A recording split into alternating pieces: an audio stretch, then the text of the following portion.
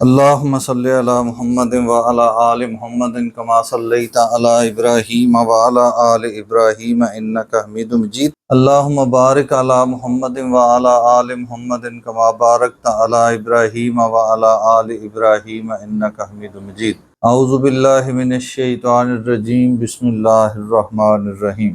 ولو أنا كتبنا عليهم أن اقتلوا أنفسكم أو اخرجوا من دياركم ما فعلوه إلا قليل منهم ولو أنهم فعلوا ما يوعظون به لكان خيرا لهم وأشد تثبيتا وإذا لآتيناهم من لدنا أجرا عظيما ولهديناهم صراطا مستقيما ومن يطع الله والرسول فأولئك مع الذين أنعم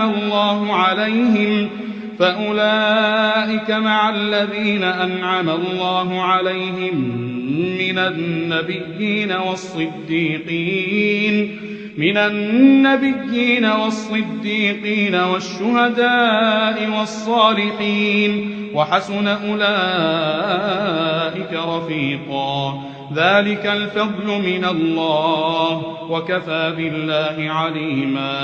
اس سے پچھلے سبق میں ہم نے پڑھا تھا فلا وربک لا یؤمنون حتی یحکموک فیما شجر بینہم ثم لا یجدوا فی انفسہم حرجا. فلا وربک، قسم ہے تیرے رب کی، لا یؤمنون، وہ پختہ ایمان والے نہیں ہو سکتے، حتی یحکموک فیما شجر بینہم، یہاں تک کہ وہ اپنے جھگڑوں میں آپ کا فیصلہ تسلیم نہ کر لیں، اپنے معاملات میں آپ سے فیصلہ نہ کروائیں. ثم لا یجدوا فی انفسہم حرجا، پھر ان کے دلوں میں کوئی تنگی نہ ہو، مما قضیتا، اس معاملے میں جو آپ فیصلہ کر لیں، پھر وہ اس فیصلے کو خوشی سے قبول کریں، دل سے قبول کر لیں، تب وہ مومن ہیں. اور اگر وہ پس و پیش کریں، آپ کے فیصلے کو ماننے میں ان کو تکلیف ہو، پھر ان کے ایمان پہ سوال ہے. وَيُسَلِّمُوا تَسْلِيمًا، اور وہ پوری طرح دل سے تسلیم کر لیں. یعنی رسول اللہ صلی اللہ علیہ وسلم کا فیصلہ کس کا فیصلہ ہے؟ اللہ کا فیصلہ. اللہ اور اس کے رسول کے احکامات کو دل سے ماننا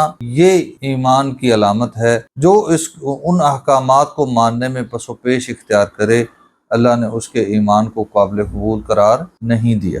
وَلَوْ أَنَّا كَتَبْنَا عَلَيْهِمْ، اور اگر ہم ان پر لکھ دیتے، ان یہ کہ اقتلوا انفسکم، اپنے آپ کو قتل کرو، اخرجوا من دیارکم، یا اپنے گھروں کو چھوڑ دو، اپنے گھروں سے نکل جاؤ، ما فعلوہ، وہ ایسا نہ کرتے، الا قلیل، سوائے چند ایک کے، بہت تھوڑے، منہم، ان میں سے. وَلَوْ أَنَّهُمْ فَعَلُوا، اور اگر وہ کر لیتے، ما یوعظون بہ، وہ کام جس کا انہیں حکم دیا جاتا، یوعظون واعظ، یہاں واعظ سے مراد حکم ہے، لَكَانَ خَيْرًا لَهُمْ، یقیناً یہ ان کے لیے بہتر ہوتا، وَأَشَدَّ تَثْبِيتًا، بہت زیادہ ثابت قدمی پیدا کرتا. یعنی اگر ان کے رویے یہ ہوں کہ اللہ کی طرف سے جو حکم ملے وہ منو ان اس کو تسلیم کر کے اس پر عمل پیرا ہو جائیں، تو یہ کیا ہے؟ یہی اصل نجات ہے، یہی ثابت قدمی ہے.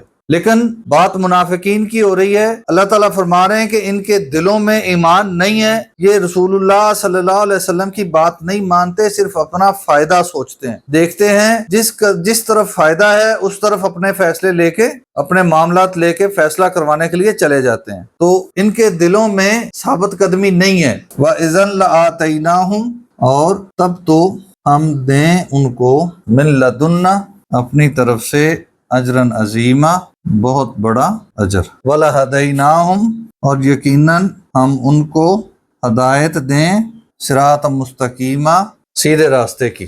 وَمَن يُطِعِ اللَّهَ، اور جو کوئی کہنا مانے اللہ کا، والرسول، اور رسول صلی اللہ علیہ وسلم کا، فَأُولَئِكَ، پس یہی لوگ ہیں، مَعَ الَّذِينَ، ان لوگوں کے ساتھ، روز قیامت ان کا انجام بھی انہی لوگوں کے ساتھ ہوگا. کن لوگوں کے ساتھ؟ انعم اللہ علیہم، جن پر اللہ تعالیٰ نے انعام کیا. وہ کون ہے؟ من النبیین، نبیوں میں سے، والصدیقین، اور صدیقین میں سے، والشہداء، اور شہداء میں سے، والصالحین، اور نیک لوگوں میں سے، وحسن اولئک رفیقا، اور یہ ساتھ بہت ہی بہتر ہے، عظیم ساتھ ہے، اس سے اچھا کوئی ساتھ ہو نہیں سکتا۔ ذالک الفضل من اللہ، یہ ہے اللہ کی طرف سے فضل۔ وہ جو آپ نے چھت پہ لکھوایا ہوتا ہے نا ھذا من فضل ربی، وہ فضل نہیں ہے۔ اللہ نے فرمایا یہ ہے اصل فضل، کہ آپ کو ساتھ ان کا مل جائے۔ وہ تو آزمائش ہے، مال کیا ہے؟ آزمائش ہے نا، ہم اسے فضل سمجھ رہے ہیں۔ یہی سوچ جو ہمارے اندر تبدیل ہوئی ہے نا، اس نے ہمیں آخرت کی فکر مٹا دی ہے۔